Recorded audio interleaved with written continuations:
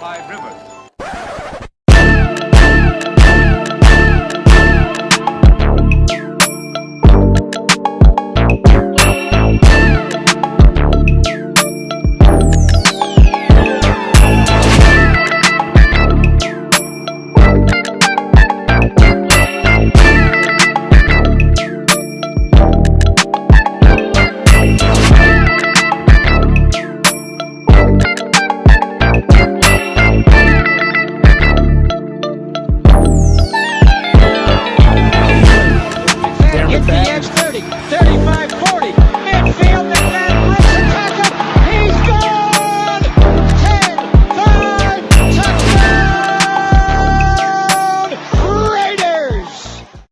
Years ago, when we came to Los Angeles, I really believed that the greatness of the Raiders would be in its future.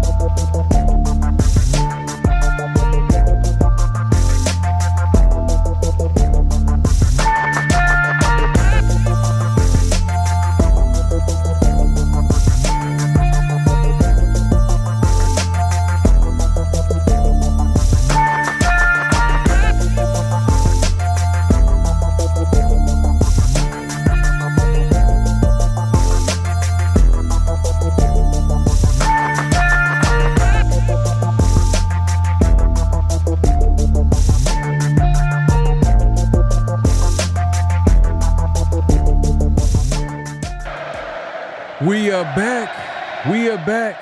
Y'all already know what time it is, man. Oh, you didn't know? 50-50. Welcome to the 50-50 show with PharoahNFL Raiders number 2 and overall. the Severe Raider, the realest show for Raider Nation. The perpetuation of the greatness of the Raiders to take a professional football team and give it a distinct characteristic that's different from all others. Make sure to clock in, like, comment, subscribe, and hit that notification bell. Y'all already know what time it is. Make sure to clock in, hit that like button, hit that subscribe button, hit that notification bell, man. We got a great show ahead of us. Special guests. If y'all haven't checked the, obviously the thumbnail and the title, man. We got Marc John joined us, coming back and just breaking down the state of the Raiders, man, and just what he sees and what he thinks of the Raiders so far this season. I mean, kind of how we feel about it, for the most part. But he gives us his takes, and we get into all the draft options at this point. This is what we got to look forward to at this point. Like, we got to look at the possibilities, and the possibilities means the Raiders currently with the number 2 overall pick draft position, the 2nd overall draft position in the NFL draft. I mean, obviously, that can always change. There's still plenty of games left, but season is pretty much over. They've been eliminated for the division, I believe. Raiders have been eliminated for the division. Sure. Yeah. Technically, they're still in it as far as the playoffs. You know what I mean? At that we could talk about that, but Playoffs? but that's pretty much over. But yeah, let's get into the chat, man. Let's get into the night crew, man. We appreciate everybody coming through. Like I said, we have a lot to talk about, but let's go ahead and see who's pulled up real quick. We got Daniel Kim in the building, man. My guy. He says, let's go. Some high-level football talk happening tonight. Woo! Arsenio Hall style. If you know, you know. Shout out to the late night crew. My guy. It's who. She ain't never watched Arsenio Hall, bro. Yeah, that's before my time, man. It's before my time, man. Hey, I'm thinking. You know what I'm thinking? Ric Flair. Thinking Ric Flair, man. Ric Flair, man. I got a great woo. You know what I mean? I could do that, man. Some people can't do the woo. Some people can't. You know what I mean? I can. But my guy Daniel, man, appreciate you coming through. Yaya Hatamaki in the building, man. My guy, man. He says salute Severe Farrell Marcus. Tape don't lie yet, man. It's gonna be a great conversation. But hopefully in the future we have him come through and break down some film, man. Like we had East Coast Gridiron had the other day, man. Make sure to check that out around the shield every Fridays, especially the last episode. East Coast really man. It was a marathon. Marathon. That was long show, but it was it was a lot of knowledge in that episode. East Coast giving his takes on the team, the draft prospects, all that good stuff, man. Make sure to check out that episode. It's a great conversation. Great film breakdown. Yes, most definitely, man. My guy Mark in the building, man. Appreciate you coming through, liking the video. Yeah, look, man, Dan Kim, he's just like my King of Mods right here, man. He says salute, y'all. Remember to clock in, hit the likes and subscribes. Raiders. I think Raiders got probably the best fan base, hands down, man. We've seen everything, we've experienced everything when it comes to the Raiders losing, but we still here, man. We still strong. We still hanging in there. We're still thinking about the possibilities, and we're gonna get into that conversation today. One time I fell down at Home Depot, and I shortly after became Jackson. Jackson Smooth. All right, man. Thanks, man. Appreciate that. Yeah, he wasn't smooth after that. He's just Jackson. He's just Jackson. Just Jackson. Super Omicron says, time for your mock, man. Hey, the Raiders are officially on the clock. Oh, speaking of my guy, man, East Coast Gridiron is in the building, my guy, man. You know what? We're going to give him this chant either way, man, because this dude be coming through and supporting the Raiders, man. He's a Jaguars fan. We play the Jaguars this year. But yeah, man, he always be showing us love. And hey, we're going to have him on here soon, man. Definitely, especially there's going to be plenty to talk about when it comes to this offseason, breaking down prospects and all that good stuff, man. And we got Protect the Shield in the building, man. My guy, man. If you haven't already, man, make sure to follow East Coast Gridiron all over social media and follow his YouTube page. I think it's eastcoastgridiron.net. Go over there and check him out. And then Protect the Shield as well, man. Follow him over some social media, including his YouTube page. Make sure to give him a follow if you haven't already subscribed to his channel, man. Appreciate him coming through, man. Oh man, hey, man, you know, hey, we all. Hey, I'm not gonna even put that on there, man. Come on, man. Yeah. Come on, man. Right. Hey, look. At the end of the day, look. Everybody has their opinion, and time will tell as well too. You know, everybody's been right, everybody's been wrong. So I'm just gonna leave it at that. But yeah, man. Ramey Winner. Ramey Winner. That's somebody new. Somebody new in there. Ramey Winner. Ramey Winner in the building, man. Appreciate you coming through. If you're new, man, make sure to hit the subscribe button, hit the like button, all that good stuff.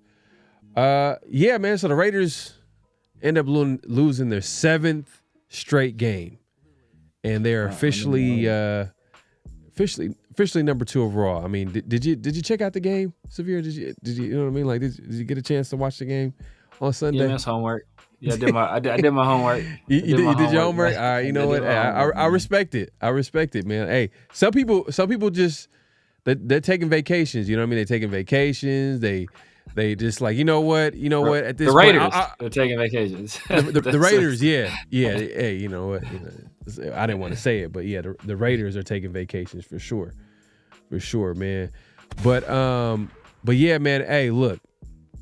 At this point, it's just the same. It's just the same team. Like every loss that we see, they look like they're a little bit competitive. They look like they're about to do something, but then they fall short. Meaning that, Minshew yet again throws another pick, and the offense falters. We can't run the football. Felt like we passed the ball more than we should. You know what I mean? But who can you blame them? You know what I mean? We probably have the worst running back room in the NFL, but that's a whole different conversation that we're gonna save.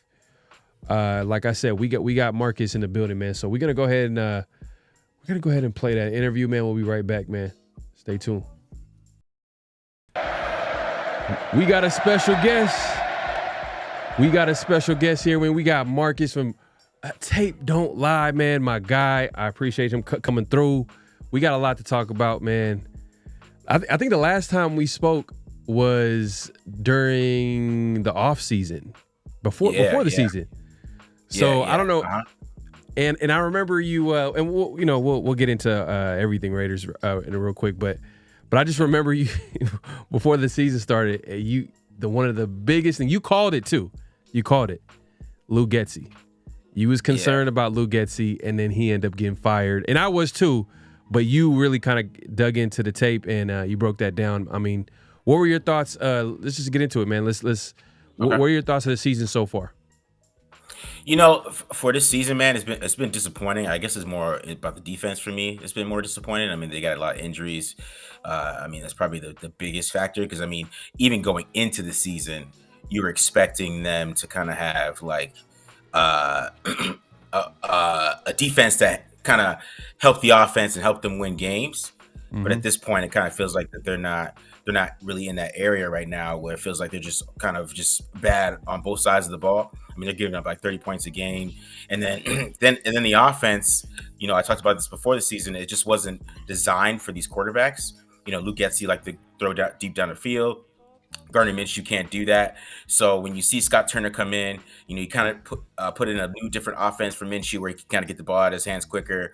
And then, this last game, it really just didn't work for him at all for Minshew. And then he ended up getting hurt because of it. So, yeah, it's been a disappointment, man. I'm not going to lie. I wasn't expecting them to be this bad because, we were talking about tanking. They're really just tanking themselves. It's not really, they're not really. I don't know if they're trying. They're not doing it on purpose. They're thinking. You know what I mean? Right. And the thing is too, like if we're being honest, like the quarterback situation is terrible. It's pretty bad.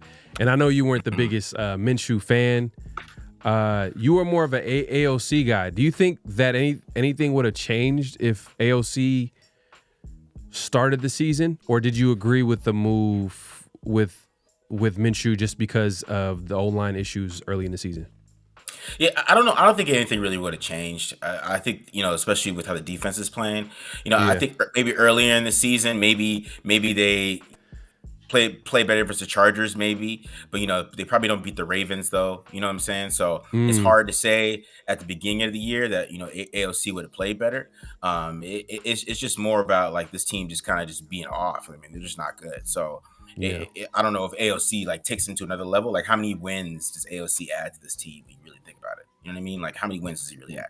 And that's kind of the thing. So yeah, we're gonna see how he plays with Scott Turner a little bit, but I wouldn't say there was too much with the quarterbacks in my opinion. I think that we Raiders didn't have a quarterback this year. It's very clear. So they gotta go get one. Right. But like you said, it's not a good team, and they're like more than one issue. And I think going into the season, we knew what the quarterback situation was, but I think like Raider fans, they felt like, you know what, we got pieces around the quarterback that can propel the team and win some games possibly.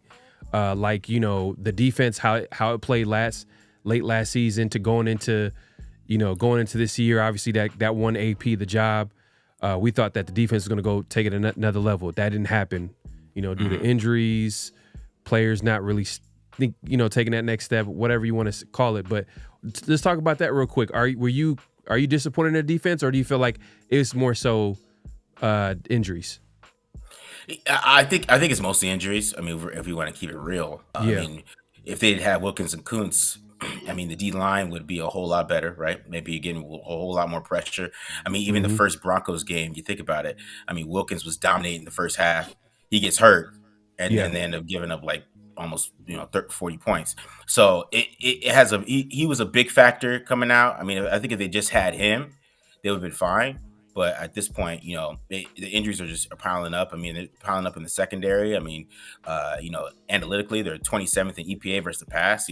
That's not something you expected, and they really can't stop the pass right now. I mean, there's guys running wide open when they're playing these zone defenses, stuff like that. If they don't get any pressure, they are getting picked apart. So yeah, it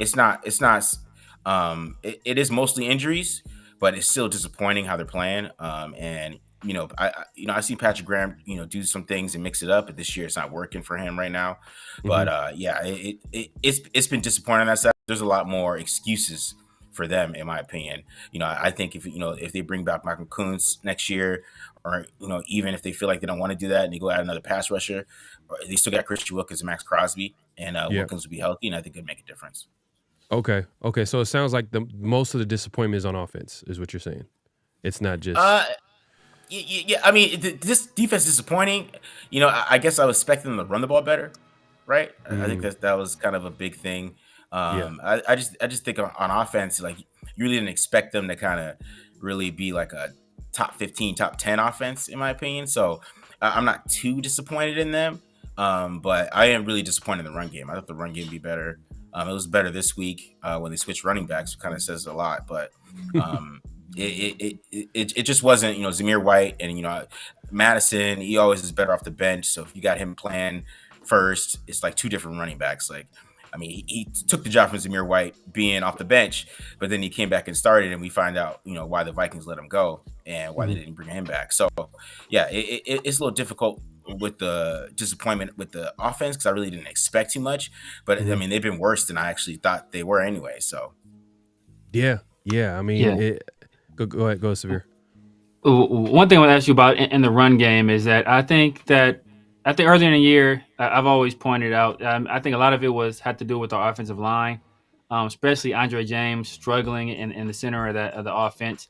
And then our tight ends. I mean, we saw several times tight ends, just missing assignments. I think part of what happened this week in the run game is that, we started to see Mauga run a little bit at fullback. We started to see him at fullback, and then also the return of Michael Mayer. So what have you seen from those two people, and what have their contributions been to the run game? So I think that even more so than the change of running back has kind of helped us run a little bit better on that side of the ball. Yeah, I think with Michael Mayer coming back, I think that was a big deal. I thought he had a pretty good game blocking this past week, and I think adding that fullback with Moaga just added a change of pace and a different look than teams were seeing because I mean they haven't ran I formation all year. I mean that was the first time this past week is where they were in an actual full on old school I formation. So we haven't really seen that throughout the season. I think that was a good switch up and why they were able to run the ball better. And I think Michael Mayer having a big impact, because Harrison Bryant, he was up and down, and then they don't really want Justin Shorter to block. I don't even know why he's out there sometimes. I mean, he just is super fast. I'm like, somebody just throw him the ball then if he's gonna. You got this big old tall fast dude throwing the damn football. But that's a different conversation. But I think with Mayer coming back.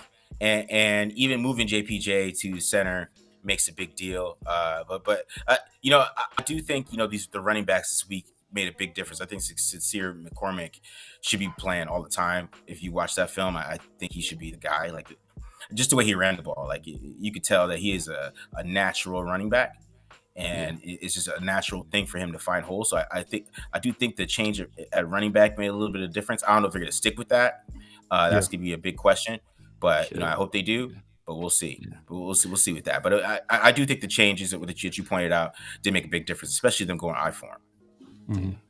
No, and just staying on Michael Mayer. Obviously, he missed some games due to personal issues this year, and we thought that that was part of what the offense was going to look like was that 12 personnel. You got Brock Bowers, you got Michael Mayer getting picked in the second round.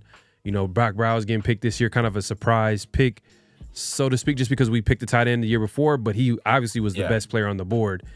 And I'm not mad. I mean, Brock Bowers is legit. Like, elite. You could call him. You could argue he's the best tight end right now. Just the way he's playing. He's just getting open at will. It feels like. But going back to Michael Mayer, what do you project Michael Mayer as a player? If he was on another team, would he really be like a weapon, a number one tight end? Like, what type of player is he? Because I just feel like he's disappeared at times, and that's probably due to quarterback play and just maybe his game is a little bit different. He's not a guy that's going to get, he's not going to have a huge windows. You got to, kind of throw at him, and he's a guy that's going to go up and get it, and he needs a quarterback to do that, and I'm not sure if we have that can do that consistently. Like, can you talk about him, and where do you project him as a player moving forward? I think with Mayer, in my opinion, I think if he went to a different team, I think he could be a solid tight end. He could at least be like Will Dissly for the Chargers or somebody like that, or even Cade Otton from the Bucks. I think he could be a tight end like that. I don't know if he'd be like a superstar tight end, but he is a pretty good route runner. He does find different ways to get separation. And I think he doesn't drop a lot of passes either. It's not something you see from him. It's him actually, dropping balls or anything like that. So he could be a chain mover too. And he has a little bit more yak than people give him credit for. It's just in this offense, there's just not enough targets for him, in my opinion. Because who you could put him over? You could put him over Tucker. I would say no to that. Or you could put him over Jacoby Myers. I would say no to that. You know what I'm saying? You're definitely not putting him over Brock Bowers. So, how many targets is actually there for him to get on this football team? And that's where you kind of have to look at it. But I think if you gave him some more targets, because there's times last year when he got like 10 targets and he had some pretty good games. So, I think if you actually targeted him and actually put him part of the offense, I think it would happen. But at this point in time, I just don't think there's enough targets for him in this offense, and he has to kind of find his role and kind of be that second tight end. Damn, you said Tucker. You said I'd put him over Tucker. Personally, I'd put him over Tucker, but that's just me. man. But I guess it's what have you done for me lately? And Mayer hasn't really done it on a consistent basis, but he has a case where there's been a lot of like moving parts around him that haven't been consistent. So we'll see moving forward, man. Hopefully a really good offensive coordinator will use Michael Mayer. We'll know how to use Michael Mayer and Brock Bowers. We just don't have that in place. And let's speak to that real quick. Do you think AP should come back? No. In my personal opinion, I say no, just because how the team just looks on Sundays sometimes. It just doesn't look like a team that is very well coached, right? I think the situational football he does sometimes he's like calling timeouts with like 6 minutes left in the fourth quarter. I'm like, bro, I've never seen that before. It's just something I've never seen. I don't know if y'all seen that, but I've never seen that on any level of football. I played high school football. I don't think we called timeouts with 6 minutes left on our drive. So, it's just something I've never seen. These type of things, these situational things. I think the coaches that he's bringing into, when you think about it, like, he has all these old guys around him, but it's not really happening right now. And I think he does a lot of finger pointing more than he should, in my opinion. I think that the finger pointing, it kind of shows a lot of, a lack of leadership, in my opinion. To me, those are the kind of things that the Raiders are missing right now, is that tough leadership. Just even his last press conference kind of starting that thing where it's acting like he doesn't like the play calling. And I'm like, dog, like, how this team is. And aren't you in the kind of the room when they're coming up with these game plans? You know what I'm saying? You know what the game plan is. You know what they're trying to do on offense. So, it's a little concerning, some of the things he's been doing a little bit. It's just kind of showing like a lack of leadership. And, I don't know how much the locker room is in on him right now either. So I think that's a big deal. So that's why I say you should let him go and, get some real leadership. But that's what we're expecting from him. And it's kind of disappointing that he's not really showing that, because, even with some of these games, I think if they had some better coaching, they could have pulled out some of these other games they had, like especially like the Rams game, something like that. They could have pulled out those games when they didn't have Puka Nacua or Cooper Kupp on the field. You know what I mean? But they didn't, and I think it has a little bit to do with coaching, in my opinion.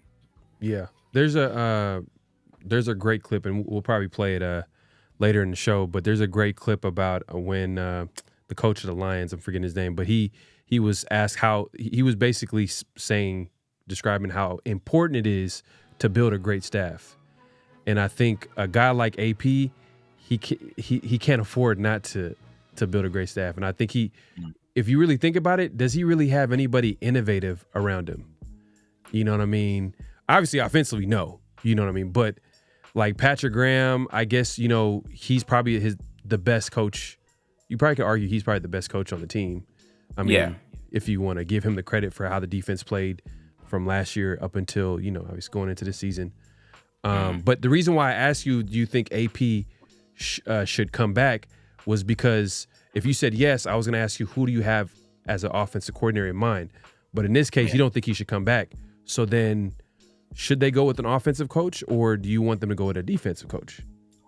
I think if they go with the offensive coach, they're going to have to hire somebody that we're not really thinking about, because I don't know if like the hot offensive guys are going to want to come to the Raiders, right? Right. I don't know if that's going to happen, right? So it'd have to be somebody that we get the number one pick. We get the number one pick with number two. That might entice some an offensive guy, but I don't know. It's kind of like the structure of the team. These offensive guys are such hot commodities, right? Like Ben Johnson, and he could have a choice wherever he wants to go, and everybody wants an offensive guy. So I think they would have to really sell it on somebody. Like they'd have to go. I feel like if they went offense, it'd have to be someone like Frank Smith from the Dolphins or somebody like that. Somebody that we're not really thinking about, that they would have to take a chance on. That's a younger guy. Somebody around that area. But I really feel like that it probably will be a defensive guy, because defensive guys are more prone to just take a job. I mean, defensive guys don't get a lot of time. I mean, it's just the truth. Like there's Aaron Glenn's out there. Right. Yeah. And then, but there's some great defensive options, though. There's some good options out there. Yeah, facts. Yeah. The Brady connection with Brian Flores too. I mean, that's a guy out there that could come in. I don't know, people feel about that with how he treated the last quarterback, but I guess you just have to, get a quarterback with the what's the word I'm looking for? If the reports were true early on, Brian Flores, when he was the coach of the Dolphins, he wanted Justin Herbert. Mm-hmm. Yeah, and then the owner wanted Tua, and obviously they went Tua, and then I guess that whole situation was kind of dysfunctional. But yeah, that's actually a good option. I mean, what do you? Because there's been reports too about the former Titans coach too, Mike Vrabel. Mike Vrabel, yeah. What do you think of that option? I think Vrabel would be good too. I think Vrabel is a guy, that is a leader, and the Raiders would always play well on defense with him. Mm-hmm. I just question, he did have Arthur Smith, right? And I guess he did have Matt LaFleur too, but he hired Todd Downing too as well. So it's a little bit, you know what I'm saying? Like it's a little bit hit and miss, right? With him, it all depends on who his OC would be. And that'd be my big thing for Vrabel, because I mean, he could tap into the LaFleur guys, because like I said, he did have Matt LaFleur. I mean, Matt LaFleur didn't really have a good year with him, and Matt LaFleur still got a job, right? And then but then he went to Todd Downing after that. He did have Arthur Smith too. But we're seeing Arthur Smith is a little hit and miss, and they were really thriving off Derrick Henry and that play action back then. So it all depends on who he would hire at OC. I mean, you would know they'd play good defense. We know that it'd actually be a smart football team. We wouldn't see a lot of the stupid mistakes situationally that we're seeing right now with Vrabel. So there'll be improvements, like from a leadership perspective, for sure. But to me, it's all about who he would hire OC as well. And that's the same for any offensive coach, defensive coach. I mean, Who are you going to hire OC? And that's the biggest part of it, and where he would go with that vision. So, yeah. I mean, if we go with a guy like Vrabel, I mean, a guy I would, and I was even thinking about this guy if we keep Antonio Pierce, Doug Nussmeier. I think he's a quarterbacks coach for the Eagles. He was also quarterbacks coach last year with the Chargers. So there's already Tom Telesco little connection there, and kind of see what the Eagles are doing offensively in the run game. And if we get a quarterback in the draft, like let's say Cam Ward, I think that's a guy that I think that would pair nicely with a guy like Doug Nussmeier. I mean, I hope Telesco doesn't lead the way when picking coaches, because his track record is tough. Yeah. But yeah, I mean, I agree 100% as far as how important that OC spot is going to be if it's going to be a defensive coach. But there's some former great or good to great offensive coordinators. I mean, you could talk about it a little bit that are head coaches that might get fired. I mean, how do you feel about the Kevin Stefanskis? How do you feel about the Brian Dabolls? How do you feel? You know what I mean? These are guys that, like, you know, they did a pretty good job. They had some success as offensive coordinators, and you probably can point to QB development with Brian Daboll and Josh Allen. How would you feel about those connections in those teams if we were to pick them up as OC?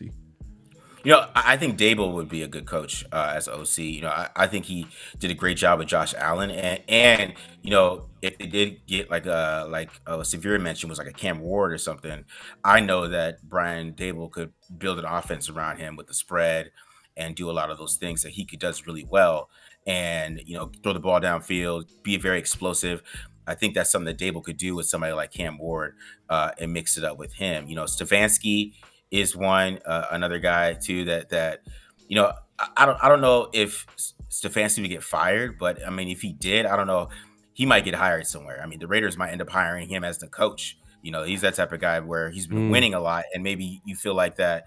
You know, he's been winning with basically. I mean, he made the playoffs with, you know, they're changing quarterbacks, right, with Joe Flacco and all these things, and he made Joe Flacco look really good, you know, and Shane Steichen tried to do the same thing, and it just didn't work out for him. So Stefanski is a good coach, and I think the Browns always play really hard. I mean, that's why they beat the Steelers last week.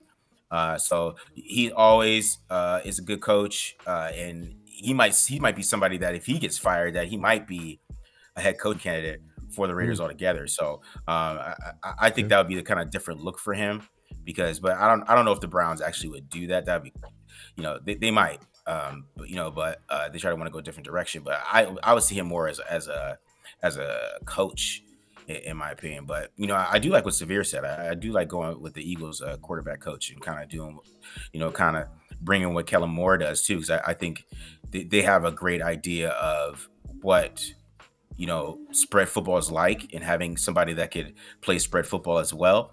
And, you know, they know how to play, you know, mix college football with NFL football. They know how to get that done. You know, Kellen Moore's system is very advanced though. So, I mean, it would definitely maybe take a while for them to get going a little bit. You saw the Eagles kind of start off slow a little bit this year, and then they kind of just took off. So it is a little complex. So you wonder if he would bring that over, but yeah, it makes a big difference. But yeah, I mean, they did start off 2-2. So like, you know, they had a little bit of they had to get it revved up a little bit and kind of get a feel what Kellen likes to do. But yeah, you gotta have the some really smart players to run what that offense likes to do. Yeah, the pitchforks were out for Sirianni early. The pitchforks were out for Sirianni, and now look at him. Now look at him. As I said, sometimes you gotta be patient. Sometimes you gotta be patient. Talking trash to the fans. I think there was a clip like a few weeks ago where he was just talking trash to Eagle fans. It's crazy, but yeah, like I mentioned Saquon, because Saquon is a big reason why, you know, the Eagles are having success this year. Dynamic running back. The Raiders don't have that. The Raiders running back room, you could argue, is probably the worst in the NFL. You know what I mean? We're not dynamic. We don't have anybody that we can say is a guy that we can trust to give him like 20 plus carries, 15 plus carries. Like, we don't know who's going to be the starter each week. You know, kind of almost similar to the quarterback situation, which obviously everybody wants to talk about. But let me ask you this, because if you think about it, we're gonna get a young QB next year. I feel like that young QB is gonna go through some growing pains. But you know what would help with his development? Having a dynamic running back there. That offense, we could be a little bit competitive, because now we could have that running back that can take a whole lot of pressure off of that young QB, whoever's back there.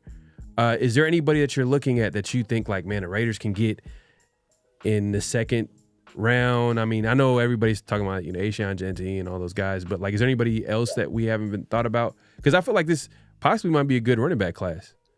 Yeah, you know, I would say, you know, I'm from Arizona, so, you know, I mess with ASU, so, you know, Cam Skeeter, bro, is somebody that I like. If they wanted to wait until like the 4th or 5th round to get a running back, I think that's somebody that is, he's tough and he can catch, and he is a great power running back, and he basically is taking ASU to maybe the Big 12 championship. So I think like that type of guy, getting him late in the 5th or 4th round. But it's such a deep running back class.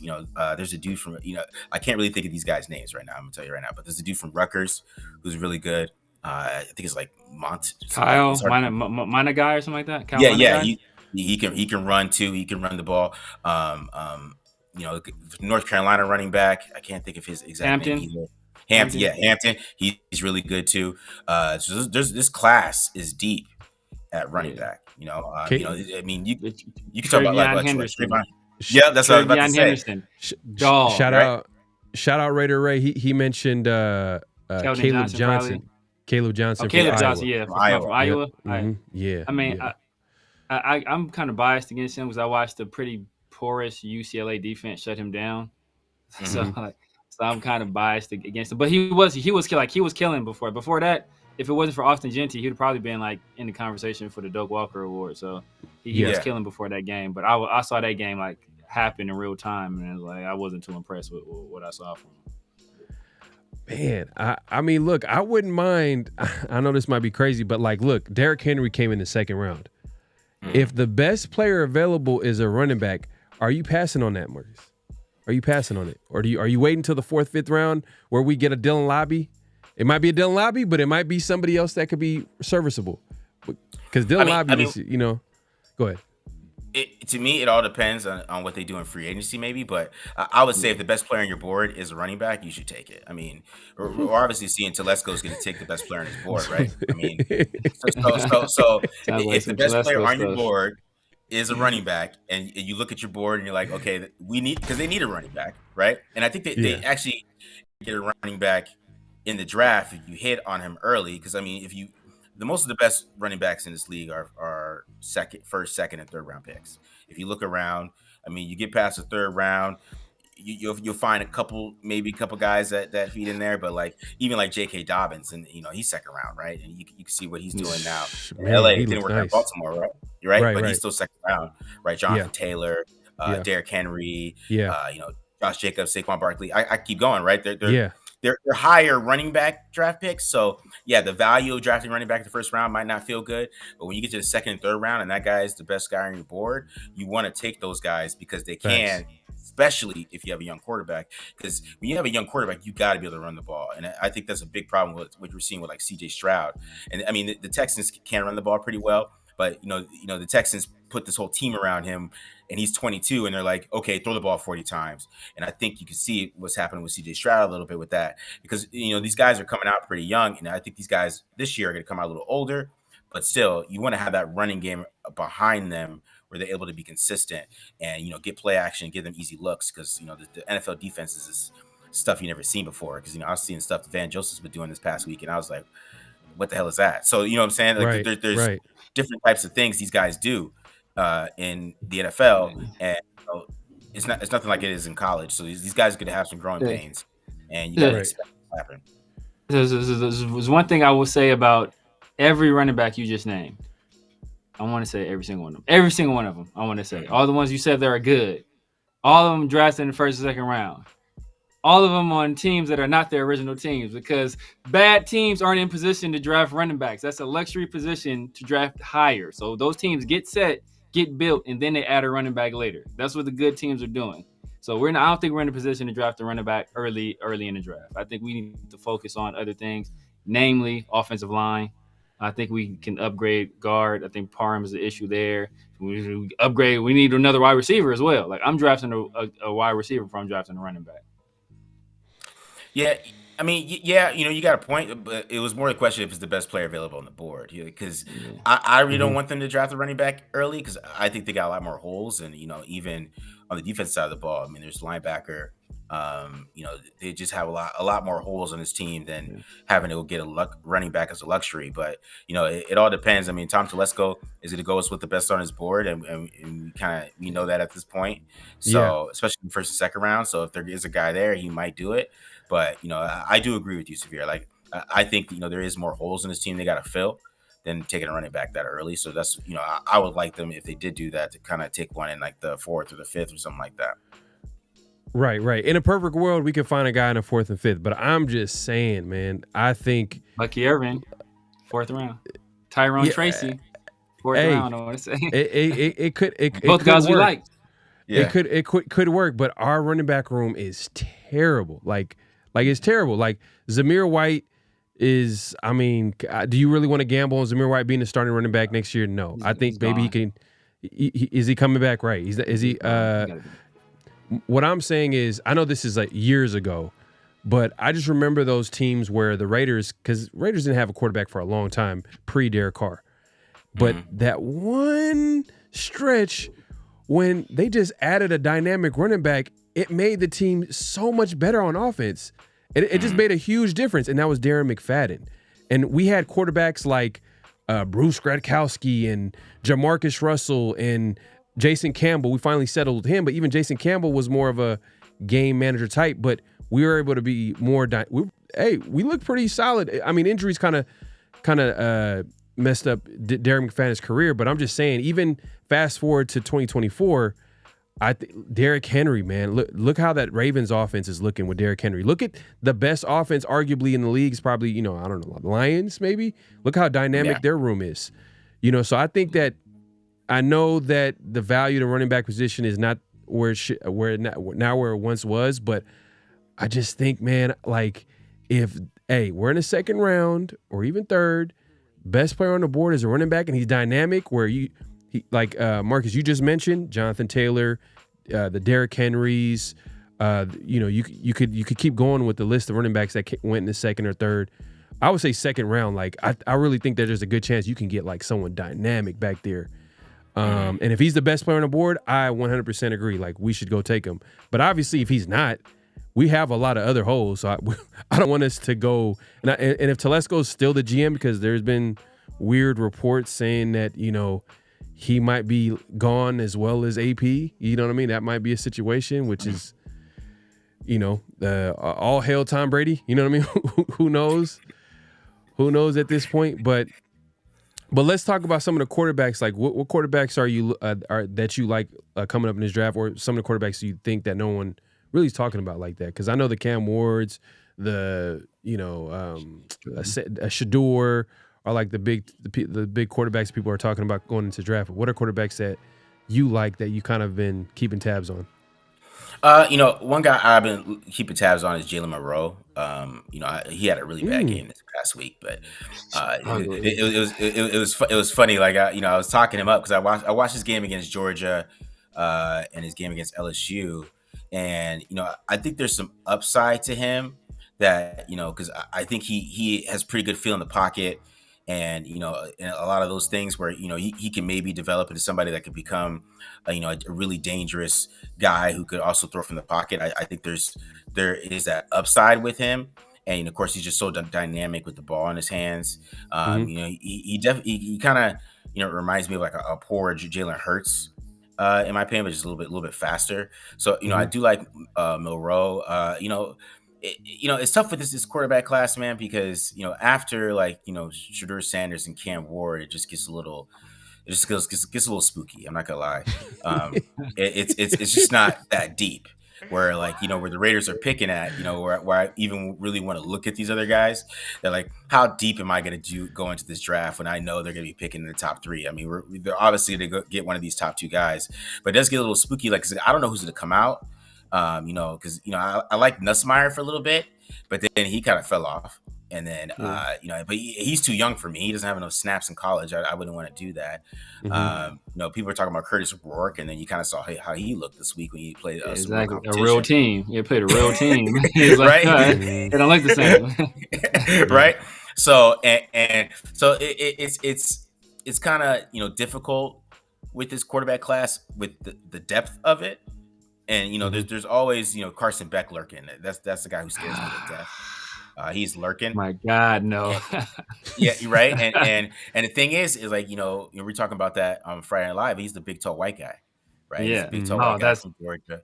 Yeah. Drew Allard too. That's like I can see Tom Telesco like those are my guys. Right, 1A right? and 1B. right? And that's the thing is him.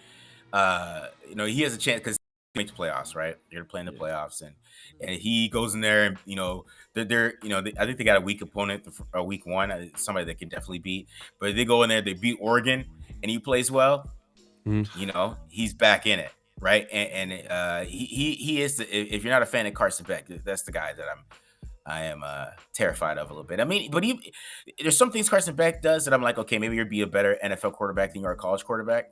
But yeah, it's just the decision making he's making this year is a little iffy. So yeah, but he scares me the most because he's the tall white guy with the I'm from Georgia, SEC. That everybody loves that. And if he has a good playoff run, then yeah. Well, I mean, if Telesco's here, he's gonna go for the best player available. So hopefully he sees that Carson Beck ain't the best player available, unless like he got a gun to his head and then he's forced to make a pick, which I hopefully doesn't happen. But yeah, man. Hey, look, the way the season is going, like the Raiders currently have like the number 2 pick. Yeah. So if they continue to lose, they can obviously there's a real good chance that they're going to get the number 1 pick. Do you see them trading down or taking a quarterback first overall? Oh, they better take a quarterback if they're number 1. I mean, I don't know what they would do in the offseason to make them be in the point where they have to trade out. Like, not even like getting like Matthew Stafford or anything like that. There's really nothing to me, in my opinion, that should stop them from taking a quarterback at number 1. I mean, that's the position. I mean, how often are you going to be number 1? I think the Raiders have been number 1 since 2000. What when they drafted Marcus Russell? 2007. 2007. Yeah. It's been a long time, right? It's 17 years. I mean, this doesn't happen all the time. So if you're number 1, and then they best around like take Travis Hunter or something, or don't take a quarterback, I'm gonna be like, what are we doing here? So yeah, if they're 1, man, it shouldn't even be a question, right? I don't know. We shouldn't be. I mean, it shouldn't really be too much talk of that. The quarterback should be an easy thing. It's just who do they decide to take? Exactly. Is the discussion. I guess that would be my question for you. I think I kind of know who you like better, just from Twitter. I could be wrong on that, but but the top 2 obviously are Cam Ward and Shedeur Sanders. If you were picking, who would you pick, and then also who do you think the Raiders would go with? If I was picking, I would go Cam Ward, me personally, because if I'm picking number 1, I'm picking the highest upside. I think Shedeur Sanders is safe, right? Exactly. I think he is very accurate in the short intermediate. I question how much he can really drive the football down the field, and to be honest, if he anticipated it a whole lot better, I wouldn't even really have that question. It's just more about like, since you have that arm talent that you have, you should be getting the ball out quicker and things like that. Because in the NFL, you're going to have to. Right. If you kind of wait for these guys to get open a little bit, like sometimes he does, it's not going to be, he's not gonna be able to throw in the tight windows, and these guys, the recovery speed these guys have at corners is going to be totally different for him. So I would go Cam Ward just because I see Cam Ward do a lot of anticipation and a lot of things that you like in his arm talent. And there's the big plays, and you have some turnovers and some things like that, maybe early on that he has to figure out how to play quarterback in the NFL. But you see what Caleb's doing right now. It took Caleb. That's what Caleb's issue too. He had to figure out how to play quarterback in the NFL, but you see him playing better these last 2 weeks. Better coordinator has helped with that a little bit, but you're seeing him get rid of the ball quicker, do a lot of those things. He's getting better, and I think Cam Ward would do that. I mean, that's who I go with at number 1. Who they would go with at number 1? That's the thing. That's what I'm a little nervous about. I'm scared. Yeah. I got like Raiders trauma, and if the Raiders get the number 1 pick, I'm thinking like Marcus is just gonna walk in the room like Shedeur. We're getting Shedeur because he had a great conversation during a WNBA game. Man, or Tom. Tom too. I mean, I likened it to the Tua versus Justin Herbert situation, where Tua was the more safer pick, but you kind of question his physical ability. Mm-hmm. But Justin Herbert, he had more of the physical ability, but it was like, it's not quite as safe. If it goes bad, it can go really bad. But so, and that's kind of where, even though like Cam Ward doesn't have quite the measurables that Justin Herbert has in terms of his height. Justin Herbert's legit like 6'5", 6'6". Cam Ward, I think they're both 6'2", so they're both an inch taller than Minshew. So who everybody thinks is a midget, both these guys are only an inch taller than him. So that's going to be interesting to see what the narrative is around them. If we pick one of them next year. But yeah, I think I mean I'm kind of on the same sheet of music where I'm going Cam Ward. But the ties to Shador I think could really push the Raiders toward picking him. It's crazy too. Like a year, how a difference a year makes, because like if Cam Ward came out last draft, like what round, where would he go? Like where would you put him, Marcus? I mean, I would take him over Bo Nix. I know people love Bo Nix right now, but I would still take him over Bo Nix. So I mean, that's probably what I'd put him. But yeah, I mean, that's Cam Ward from last year or Cam Ward this year? If you put this year's Cam Ward in last year's draft, or Cam Ward from last year, it would be Cam Ward from this year, not from last year. Okay. Yeah. So you value, I mean, just like a lot of people value this, but like you really value upside. You really value upside. Oh yeah. At the quarterback position, I think, if the Raiders are picking like at like even like 6 or 7, and they took Shador Sanders, I would feel pretty damn good about it because, like I said, he's safe. But it's more about like if you're going number 1, right, and you got the number 1 pick. I mean, your team's not really that good anyways. I want to take the guy that's gonna have the highest upside, and because that's the guy who could become the superstar, But maybe Shador it has an ability in him, but that's just my opinion. That's how I look at it. Is the guy with the high upside. You know what? I don't want to scare I don't want this to get spooky for either one of you guys, as Mark would say. But the last time when probably the consensus best player in the draft, I guess, was a wide receiver. We had the number 1 overall pick, and we elected to take a high upside quarterback. How did that work out? How did that work out? Oh man! Oh man! Come on, that's a good damn point, though. Come on, man! But Marcus, man, we appreciate you coming through, man. Hey, we appreciate your time, man. Hey, let the people know where they can find you, what to look forward to, all that good stuff. Yeah, find me on Twitter at the Marc John NFL. Also, on YouTube, Taped Online. Check us on YouTube. We are on TikTok too. So if you're a TikTok person, we're on TikTok. Go to at Taped On Live for TikTok. So so we're on those. You know what I'm saying, and we drop about 3 or 4 episodes a week. I do the breakdowns in the members section. I already got like Cam Ward, Jalen Monroe, and Shador Sanders. I got 2 Shador Sanders games up and 2 Cam Ward games up. So, if you want to go join those members section, check those out. And yeah, I mean, that's everywhere you can find me. Yeah, man. Hey, make sure to check them out, man. One of the best film breakdown channels at Raider channels out there, man. So definitely check them out. We appreciate you coming through. Everybody watching, stay tuned. Show ain't over, man. We got more to talk about, man. Till next time, Mark, I appreciate you coming through. Peace, man. Yep. Man, what a great interview with Marcus from Tape Don't Lie, but we are back, man. We got more to talk about. Welcome to the 50-50 Show. Make sure to clock in, hit that like button, hit that subscribe button, hit that notification if you haven't already, man. We appreciate everybody coming through. Man, what a great interview. What a great conversation. Look, hey, the Raiders currently have the number 2 pick, man. They got the number 2 pick. Can they hold that pick? Can they possibly get the number 1 pick, man? We will find out, man. It's a few games. We got where are we at? 2-9 now. We got 6, 7 more games left. So we got a few games left, and we'll see how it shakes out, because every game counts right now. Like literally, actually, let me pull it up. Let's go to tankathon.com real quick.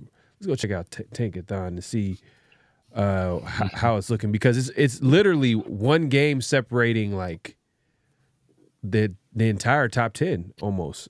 It feels like it. I mean, at least top 5.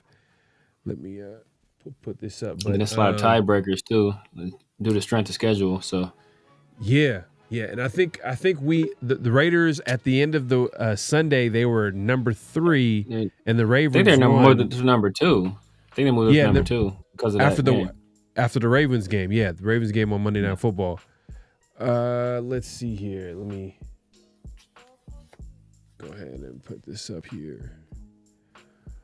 All right, let's see if we can see the. All right, so if we look at this is the current draft. Oh, okay. They moved us back again. Oh, did they? Ah, man, come on, man. Yeah, we're How just we go that from too. number? Ah, man, this is some. Hey, look, Raider conspiracy theorists over here. We went from number 2 to number 3 after the. Come on, like what did they thought about it? And was like, you know what? We like the Giants more than the Raiders, so we're just gonna move them down to number 3. Come on, man. But it was the Jags. We weren't in front of the Jags. It was the Giants, us, and the Jags. I don't know what happened. Jags ain't taking a quarterback though, so I ain't worried about them.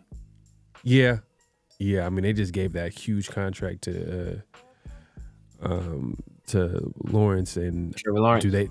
Yeah, and hey, we had Dante from ECG back over there last on Around the Shield, and he was talking about the team and how he's not happy about that contract, and they're gonna regret it. And we actually play the Jaguars this year, so we're gonna see how Lawrence is. Hold on, is he healthy? Is he playing? Man, I gotta. He may not play the rest of the year. Is he done? He may not play. He may be done for the year. He might be okay. Be Mac John. So we won't be able to see him Maybe play, Mac but Jones. yeah. So you never know, man. You never know. Look. Last year, the Falcons did the unthinkable, where they pay a quarterback 2-3 year $80 million deal, and then they draft Michael Penix at number 8. You know what I mean? It was one of the biggest surprises in the NFL draft. So you never know. And Jacksonville can easily trade down too. That's a stronger possibility than them actually drafting a quarterback, because Trevor Lawrence is still relatively young from what I recall. So he should be like low key. Trevor Lawrence is probably younger than Aiden O'Connell, to be honest with you. So man, I think he's like shots. No, real talk. I think he's like 25. I think he's like 24, 25 years old. So he's like a full 10 years younger than Kirk Cousins, and probably like a year younger than Aiden O'Connell still. So everybody that thinks Aiden O'Connell has potential to mine, then I think the same situation will be there for Trevor Lawrence. Right. And just look, the reason why I pulled it up, you could just see how much is separating some of these teams over here. You got 2-9, 2-9, 2-9, 3-9, 3-8, 3-8, 3-8, 3-8, 4-7. Like literally, like if the Raiders go on a winning streak, they could easily get out the top 10. They go on like 2 games. If they go on a 2-game winning streak, this guy Pharaoh said winning streak. Oh man. Hell no. You gotta win a game first to go on a winning streak. I'm just saying right now, AP is coaching for his coach. He literally you could tell like he feels the pressure right now, and he's gonna try everything possible to win some games. And his boy Aiden O'Connell, AOC, he's back in action. The reporting, if the reports are true, AOC is going to start this game this Friday, or they're preparing for him to start. And you never know. You never know, but that's going to be a tough game. I wouldn't say this is the game they would win, but like I said, look, if you just look at this top 10 list, and we got at least 6 games left. Yeah. And we play against Jacksonville, one of those games against Jacksonville, that could, man, look, man, I'm just saying this. We'll see. We'll see if this changes by the end of the season. Obviously, like anything can happen, but I'm just saying it's not a whole lot separating the top 10. But I don't know why, man. It's just that Raider trauma, and I mentioned this in that conversation with Marcus. I'm like, man, if we get that number 1 pick, I don't know. I just feel like something's gonna happen. I feel like Raiders get that number 2 or 3 pick, they're gonna make the right decision. But that number one, like Mark Davis is going to come into that room. We need to get this guy. And if you don't, I'm going to fire you. You know what I mean? Hopefully that doesn't happen. That's just worst case scenario. I'm just throwing it out there, trying to be funny. Nah, but I think Mark Davis is gonna be cool. I think he's gonna sit back and let his dudes do their job. I think he's gonna let Tom Telesco and Tom Brady, Tom, he's gonna let them make the decisions, and we'll see. We'll see how that goes. I mean, I'd rather have the number one pick just because at least then you get who you want for sure, right? Mhm. And I worry about the Giants and the Jaguars because they're both so bad and they both have backup quarterbacks in there right now. The teams behind us, like I think Drake May, he's actually improving, so they might actually win a game or two more. Same with Bryce Young, right? Bryce Young he's starting to look better, starting to look like Bryce Young of Alabama. So they're actually improving, so they might actually win another game or so, but. The only I don't know if the Giants or the Jaguars will win another game this year. Yeah, right away. Yeah, we found that out. Like I thought going into after the Ravens beating the Chargers, I think that kind of adjusted that. The technicality of all these tiebreakers and stuff like that. I thought the Raiders had that number 2 pick, but I guess I was wrong, man. Hey, like they just went ahead and just switched it. But if you look at it, it's like 2-9. Strength and schedule. Okay, Giants had a weaker schedule, so then obviously they get the tiebreaker. Man, Raiders lose 7 straight games. 7 straight games, man. I don't know if AB can bounce back for that. That's gonna be tough. It's gonna be tough, man. But hey, let's not waste any time, man. Hey, we appreciate everybody coming through. Make sure to click in, hit that like button, hit that subscribe button, hit that notification bell. It is that time, man. It's flag on the play. 69 office. He was giving them the business. Man, so if y'all just joining us, man, flag on the play is where we just call out something. It could be football, anything that's going on around, going around, and we were just gonna have that conversation. And this week, man, this is kind of outside of football. And Severe, if you want to lead the way in this conversation, go ahead. So, I mean, the 2 of the biggest rappers on the planet are this guy named Drake. He's from Canada, and this guy named Kendrick Lamar. He's from Compton. Drake. Drake, and they had one of the greatest, and in my opinion, the greatest rap beef of all time, rap battle, whatever you want to call it. They were lobbing songs and insults back and forth at each other. And in the end, like the consensus was that Kendrick Lamar won. He dropped this song, Not Like Us. It was the number 1 song for quite some time on the Billboard charts. It was the number 1 rap song for even longer. It got Grammy nominated, so it's quite possibly going to win a Grammy. Broke all kind of records, all kind of streaming records on Spotify and all these other streaming platforms. And in that song, he does lob some very harsh insults and allegations at the feet of one Drake. So, long story short, Drake got mad and he decided to sue the label. And they're both under the same record label. They're both under Universal Music Group, UMG. But Drake felt that label helped out Kendrick in this battle, and that's why Kendrick ended up winning. So it's weird. This is the first time it's ever happened, right? Never in the history of rap has there been a battle and then somebody involved in the battle sued the other person about. It'd be like it'd be akin to me starting a fight with somebody, me losing the fight, and then me calling the police on them for beating me up. Like that's what this is like. Just to sum up everything that you just said. Emotional damage. Exactly. Yeah, man. Drake is definitely being a sore loser, especially rap. Like it's a very competitive. You would think that he would try to get him back as far as like just come at him in a different way, but man, is his career over? Is he done? Like, does he know that he's done and he just like, what? He's like, everybody's out to get me, you know what I mean? Like, Like they're conspiring against me. Like I read something about like even though he doesn't have anything factual as far as evidence I'm like, man, like this is sad. Yeah, like man. you know what I mean?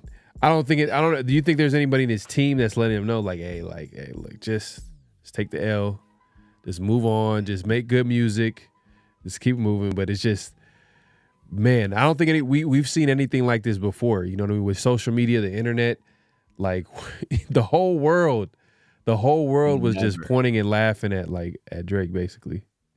But it is what it is. But never seen anything feel like this before. And one thing, people in the hip hop community, one thing they do not respect above all else, they do not respect snitches. So if you go around snitching and you are labeled as a snitch, that is something that will follow you forever.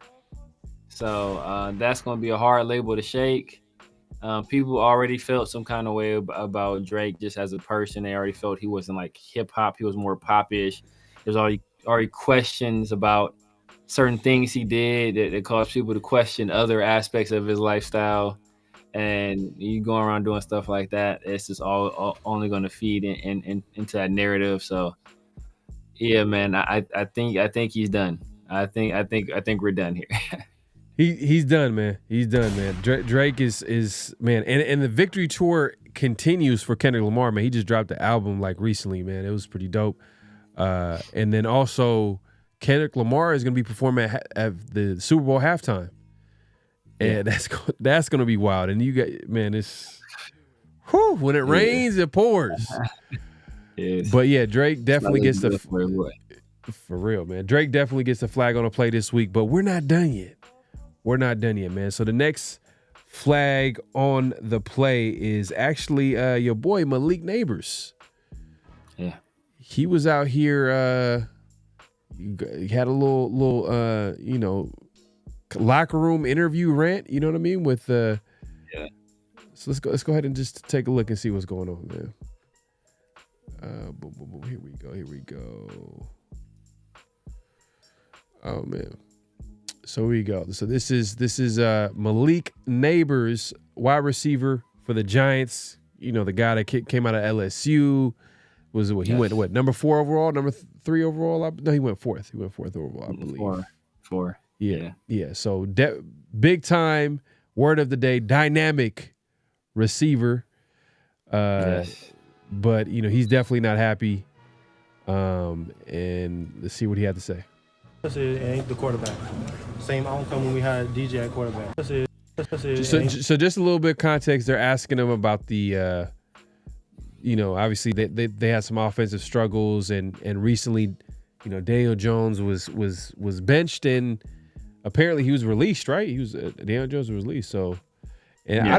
I didn't understand like the Raiders connected to Daniel Jones. That was just a weird come on, bro. Like Dan Jones shut that down quick. Man, he's like, I'm just what he's only considering teams that are competitive. Like, come on, bro.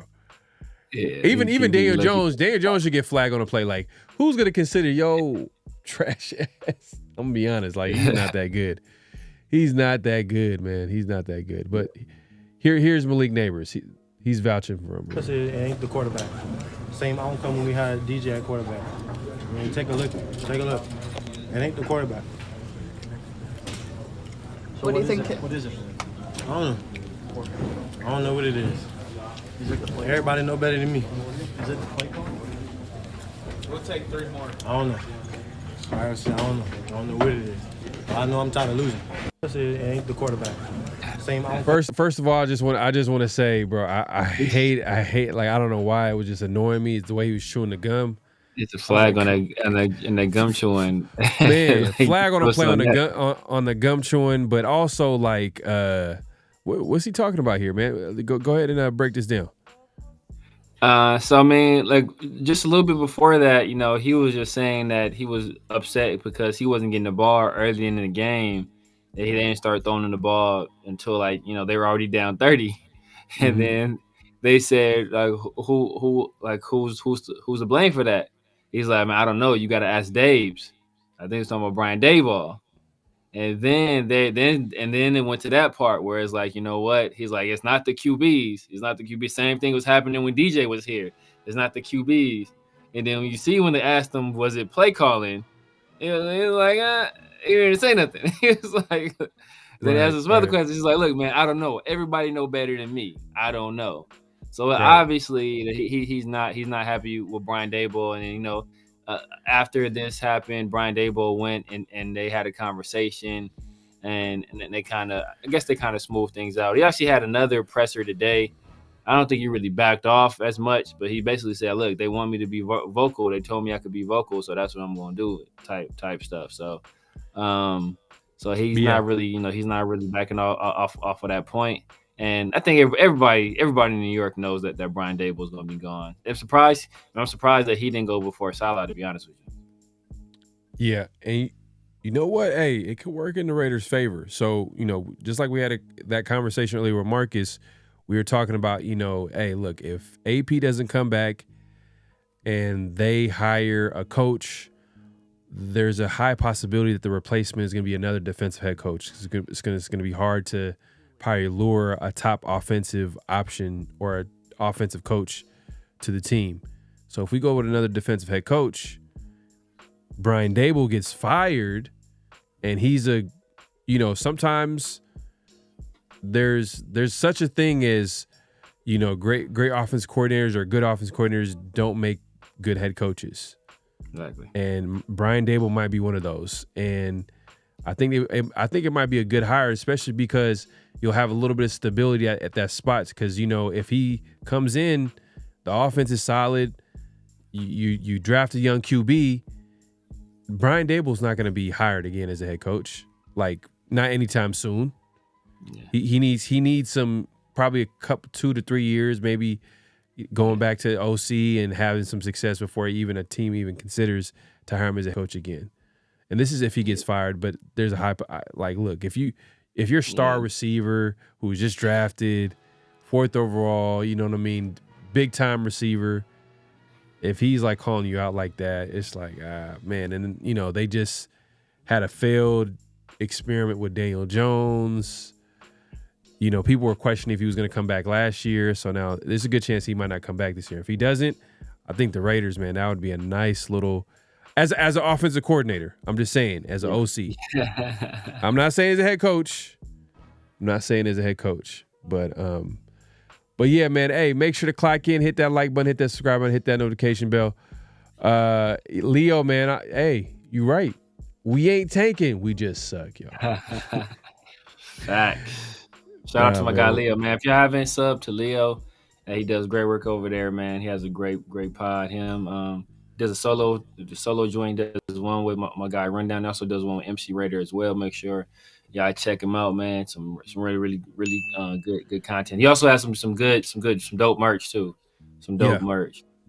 So, you know, right after you buy our stuff, you know, you can check Leo's stuff out too.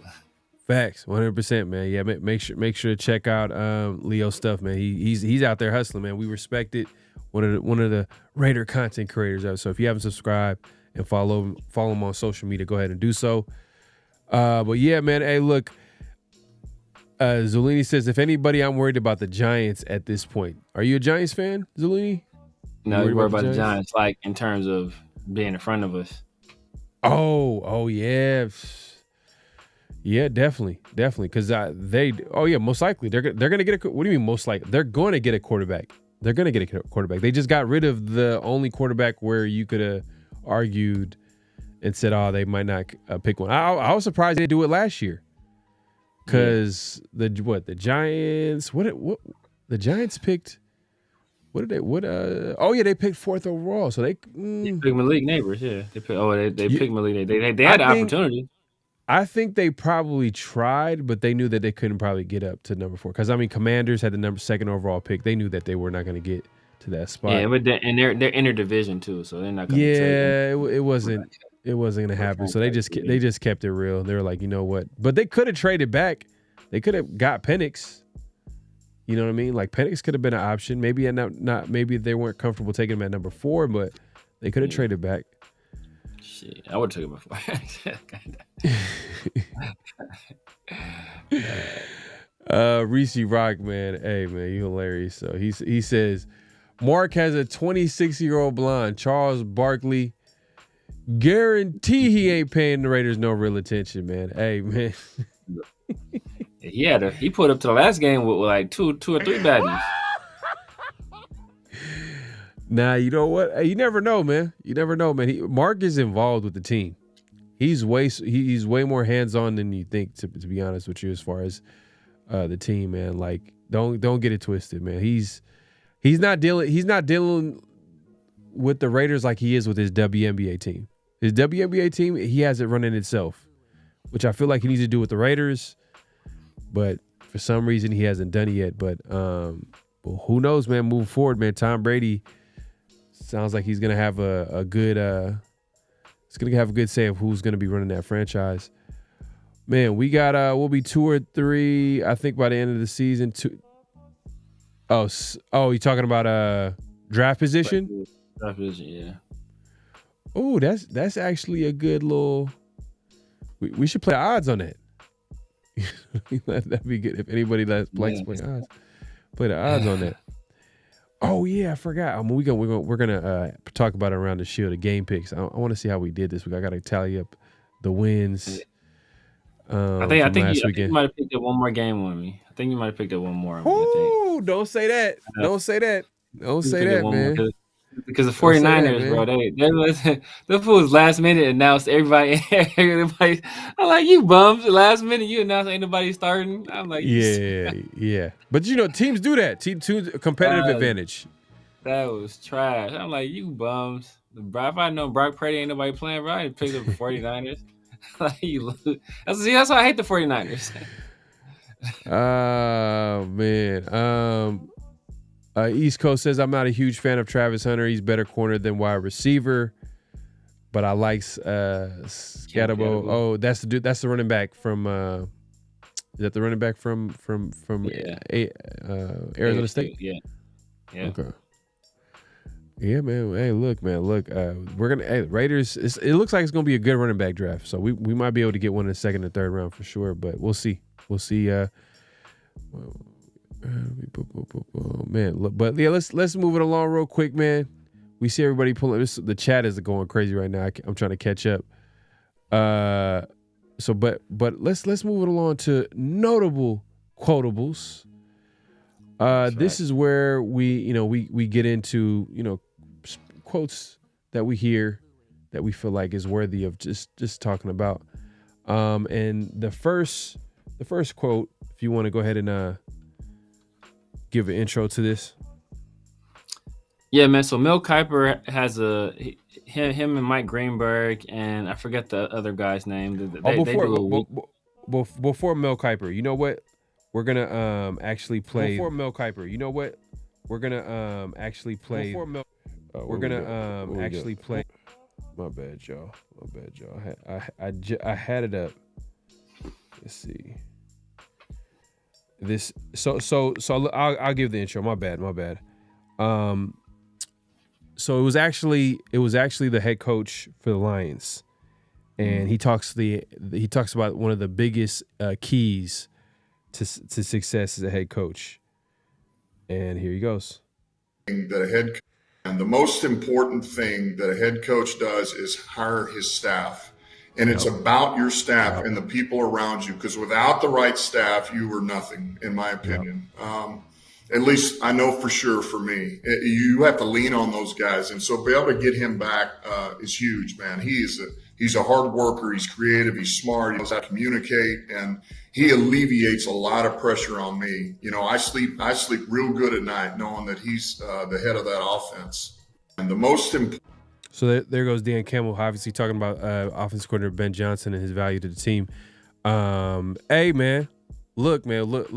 We knew that AP, one of the biggest hires that he had to get right was the offensive coordinator. He did not get it right. The team just doesn't look like the same team that finished the season the way they did last year. You heard Marcus earlier talking about like he don't think he's going to be coming back.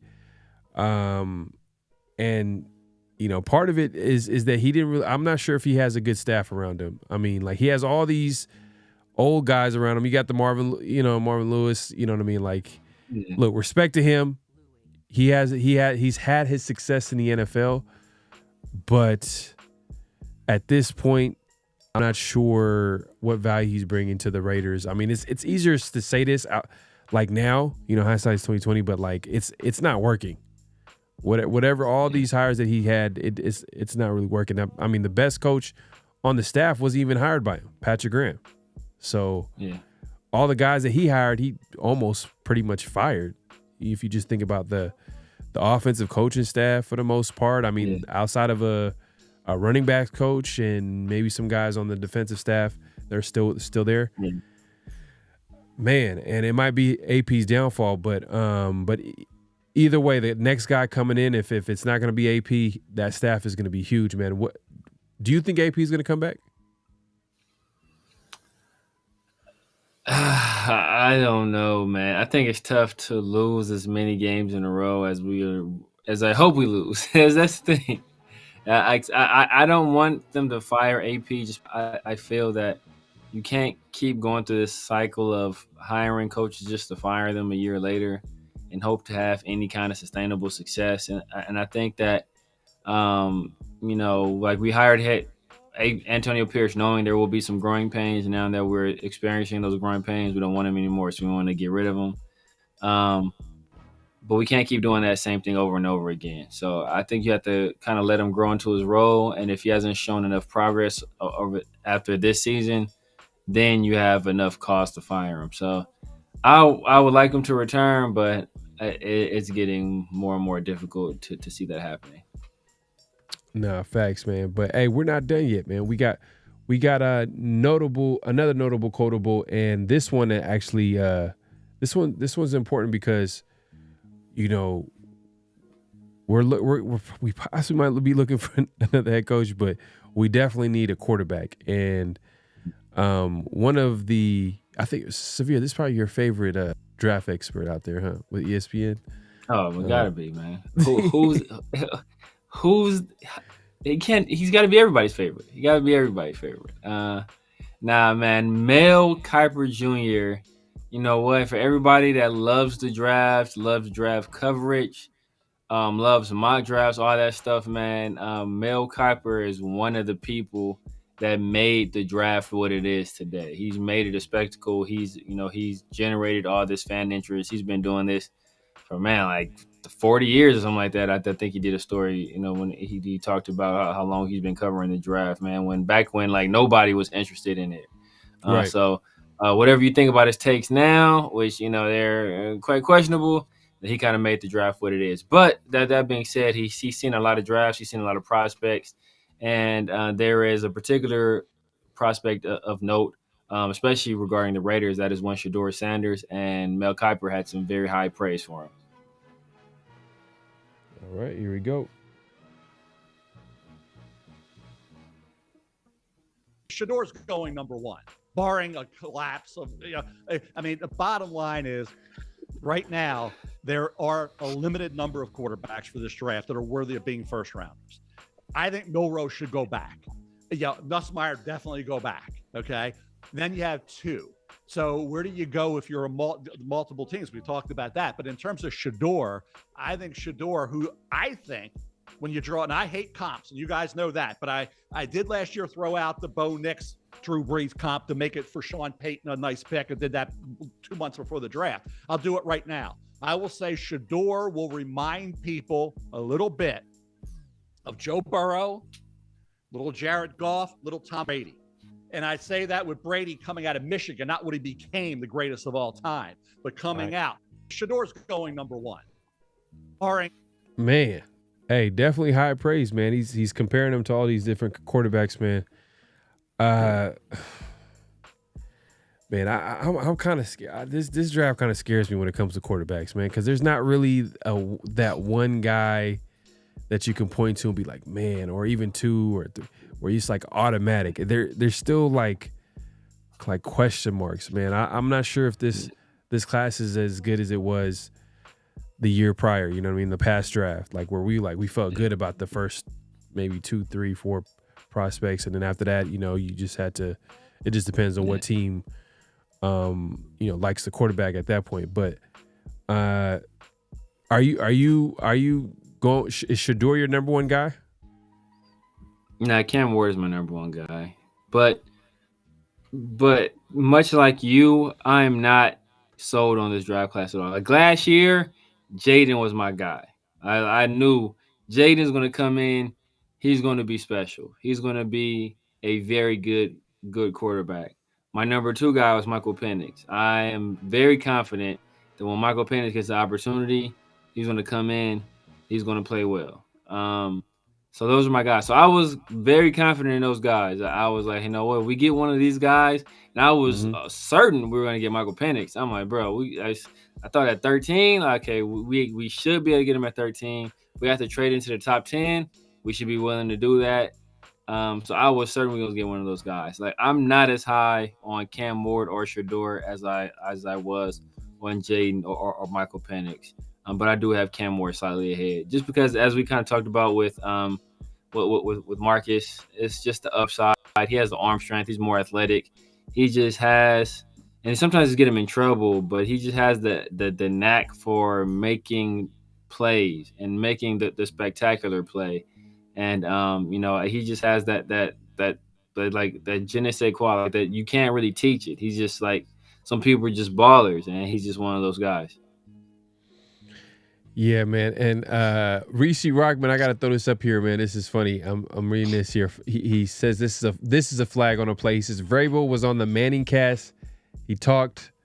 He says Urban Meyer not remembering people. And then Vrabel said, Urban, am I supposed to know you? Vrabel, I'm the Titan coach. I worked for you for 2 years. Then he goes on to say, Urban Meyer did that to Owen Wilson while they were on the celebrity team. That's how Vrabel brought up the story. Oh, okay. Yeah, that's random. Yeah, like, Urban Meyer's a jerk. Yeah, Urban Meyer's a jerk, bro. Urban Meyer, man. I man, like, what do you think it is with Urban Meyer, man, that he makes him so successful as a college coach, man? Like, it's just pure recruiting skills. Like he just knows how to just bring players on there. I mean, I feel like everywhere he goes, like he was able to like recruit players to come and play for him. Yeah, he has success everywhere though. I mean, I forgot where he was as at. NFL coach. Oh, not as NFL coach. Yeah, that's a different league. But I mean, right. But I forgot where he was before he was at Ohio State. But when he was at the previous school, he had success there too. Yeah, he knows how to recruit, and he just knows how to implement that system at the college level. So and when you're this is one of the things I said about Deion. When you're the college coach, like you're the guy. You have all the power. So it's a little bit of a different dynamic. When you're in the NFL, it's a more of a players league. You have a lot less power, so you can't kind of make people bend to your will like you can in the college, right? You can yank a guy scholarships, send him on his way. Like he's done. You can't do that in the NFL. You can't pull a guy's contract. Or you can, but it's a different dynamic. I ain't gonna lie, Austin. I kind of like this.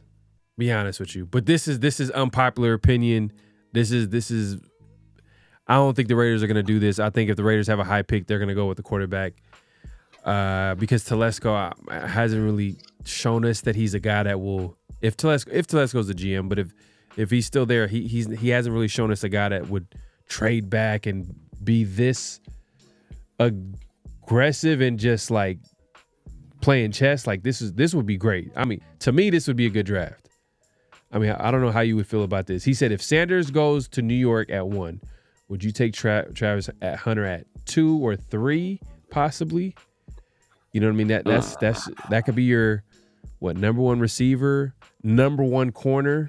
You know what I mean? Depending on where you value him as a player, or what position he ends up playing. But it looks like I think offensively is where he might play. You pair him up with Brock Bowers, circle back late in the first. I feel like there might be some value in that late first, even second round. You know what I mean? So I personally like Travis Hunter better at corner. I know some people like him better at wide receiver. I like him better at corner. If I'm going to take a wide receiver, I'm taking McMillan from Arizona. I think that dude is Okay. Oh, the dude is yeah. the dude is a freak of nature. That dude is a freak of nature. Yeah. But if Shador goes one, bro, I'm taking Cam. Like Cam Ward is my number one quarterback. So if I get my number one quarterback at number 2, it'd be like CJ Stroud all over you. Like what? You go, okay, you can take that guy. I'm gonna take the number one guy on my board with the number 2 overall pick and be cool with that. And then we'll deal with the rest of the draft however we deal with it. But I'm definitely taking Cam Ward over Travis Hunter. From a need standpoint, from a value standpoint, in terms of how valuable the quarterback position is. I mean, I think we have 2 pretty good corners with Ja'Cory Bennett on the ascent. So yeah, I'm rolling with Cam Ward there. I hear you, man. Hey, look, everybody. Look, it's gonna be interesting, man. It's gonna be a long off season. I mean, off season feels like it started today, or it's been started. But look, we're gonna have that conversation. We're gonna continue to have that conversation. I mean, someone in the chat joked that, hey, we should do an early mock draft. Hey, we might do that, possibly. We'll do that like probably. Oh, man, we can't do it this early. That's disgusting. We could do it, but it's just like, man, like we don't even know what pick. We don't even know what the final draft position is. We gotta at least know that before even doing a mock draft. Yeah, man. Burrow, Goff, Young, Brady is high praise. Hearing all that tells me the Raiders need to solidify the line and put weapons all around him. Yeah, man. I think he's a lot more ready than some of the quarterbacks in the draft. I think, you know what I mean? Maybe to contribute. But would you want to get more upside at that position if you're going to pick that early? Like, Marcus made a good point. He was talking about like how he values upside at that position, especially if you're going to be picking number 1 or in the top 3 or high in the draft. You want someone that like, potentially could be the franchise guy, like, has that upside to be, a great player in this league. Yeah, man. I'm not like going into this draft like right now. Maybe as the off season comes around and the combines and the college football season hasn't even finished yet. So like maybe when we get settled with that, maybe I'll feel a little bit better. But right now, just like it's not I don't feel good. Like I mean, Raiders are gonna have they're gonna have a top 5 pick. It seems like, and do we know if a quarterback is worthy to be picking in the top 5? I know you mentioned Cam Ward. I know some people are high on Sanders, but it's not 100. I don't know, man. It's not the same as it has been in years past. But it is what it is. Let's move along, man. We got what's real, what's not. Severe, if you want to give the first what's real, what's not real quick. Oh, hold on, give me 1 second. Let me get in.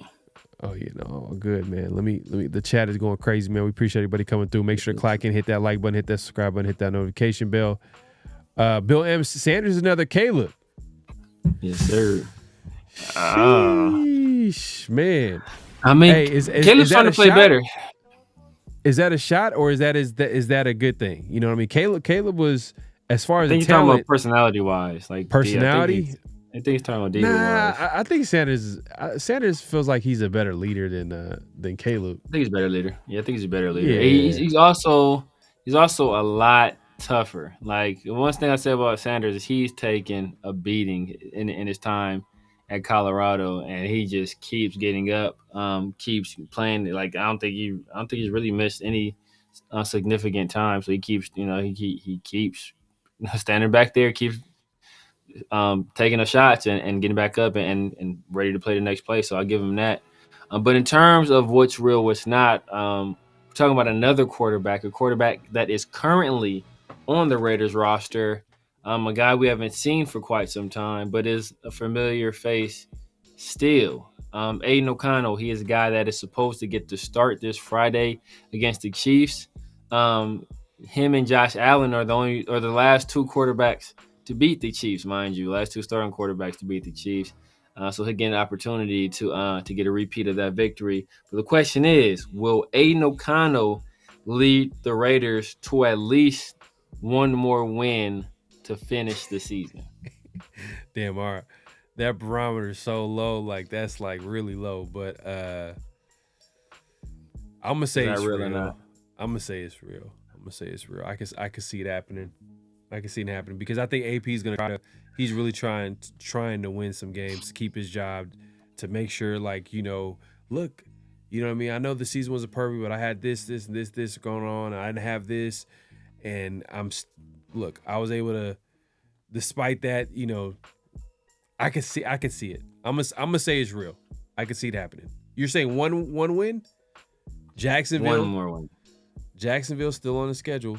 That's not a good team. It's not a good team. Not a good team.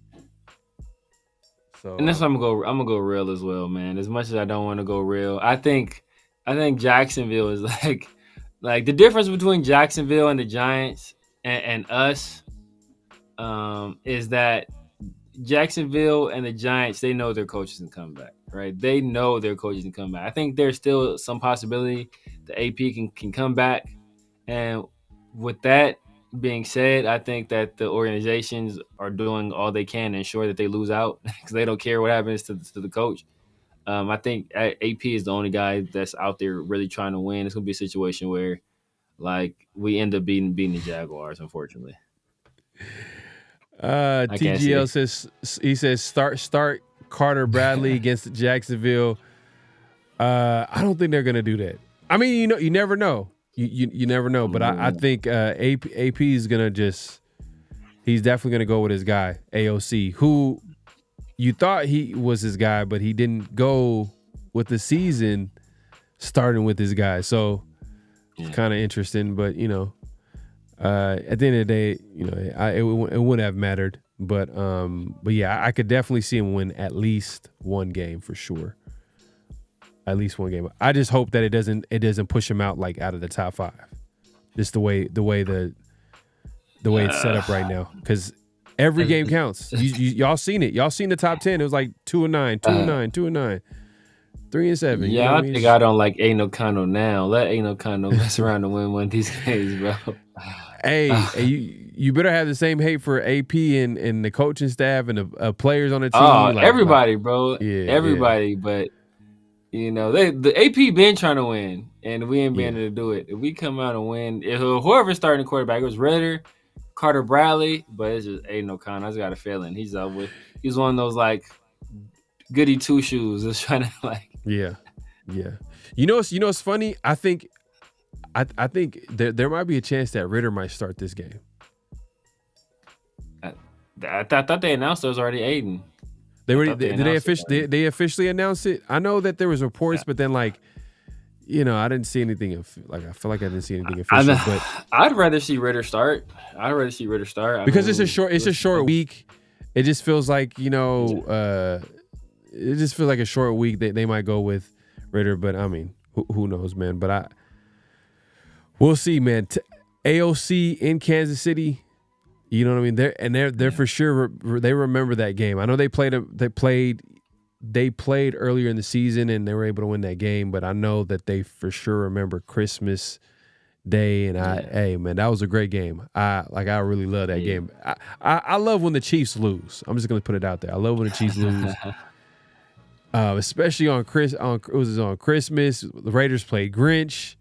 The amount of plays the defense made, it was actually a fun game to watch as far from a defensive perspective. There was a lot of big plays on defense and we were able to get the win. That was a fun game. But this game, Black Friday, oh man, it's gonna be tough. It's gonna be tough for sure. Nasty. Yeah. Bazila says Bo Nix better than Caleb, JD, and May. They all good. I mean, Bo Nix, hey, he's playing well. He's playing well right now. We got to give it to him. But I'm not sure if he's better than Caleb and Jaden Daniels. I don't know about that. Hey, you know what? Cliff Kingsbury, what's going on over there? What's going on over there with the Commanders? Is Cliff questionable now? Because everybody been questioning his offense. People start figuring it out after a while. I don't know, man. I don't know. That was a guy, like I said, that's a guy I advocated for as our OC. But like I said though, like Jaden was covering up a lot of his mistakes, and I think like Jaden's I think he's starting to hit that rookie wall a little bit. So I don't think he's covering up those mistakes like he was before. So we'll see. But in terms of that, I don't think Bo Nix is better. Like honestly, I think all those guys are better than Bo Nix. I think right now Bo Nix is playing the best. I think by this time next year, Bo Nix is also probably like Bo Nix is also older than all those guys too. So I think by this time next year that I think they'll all be better than Bo Nix. You said I'd rather see Tyree Wilson. Hey man, shout out Tyree Wilson though. Hey, like it's not all negative with this team. This is exactly what I wanted to see happen with this team. So like moving forward. I mean, I said this like a few weeks ago. I was like, hey, look, at this point, I just want to see young players play. I want to see who's going to be back with this team next season. I want to see what the future could look like with some of these players. And Tyree, has he turned the corner? You know what I mean? Does he look better? Does he look like he's I felt like he had his best game. He looks better. That was his best game, bro. I think it was his best game. And on top of that, he was talking some trash. That was, I like that. I like that because we didn't really see too much out of Tyree. We felt like he was just, he didn't. I don't know if he really cared too much. Some people questioned that. But I just felt like that was his best game as a Raider. You gotta show him some love, man. Come on, man. I know you wanna. You're trying not to. So I will say that his ball get off is much improved. But people will look at the stat. People are stat sheet watchers, and they'll say, "Oh, Tyree, he had a sack and he had 2 tackles for loss." Like he's gotten his sacks on the exact same way. They run a stunt with Adam Butler. Adam Butler is a pick man. Tyree loops around, comes through unblocked, and that's how he gets the sack. Both his tackles for loss, unblocked. So it's like he hasn't had to beat anybody to achieve these stats. He's just being left unblocked. So is that like by design? We're like, look, we ain't gotta block this fool. And he's like, situation like that. But I think they're generating sacks for him. I think they're trying to put him in positions, and I think they're trying to build his confidence, which is good, right? I'm glad he was able to, at least he's making the play. They put him in a position to make the play. He's making the play, and that's all you can ask for out of a young guy like that. So hopefully that kind of builds his confidence. As you said, he's out there talking trash. Hopefully that builds his confidence, and he takes that into next year, and he continues to build on that. And he's never going. I don't think he's ever going to justify being the 7th overall pick, but at least he could turn into like a good player, and a guy that will say, okay, we're happy to have on the roster.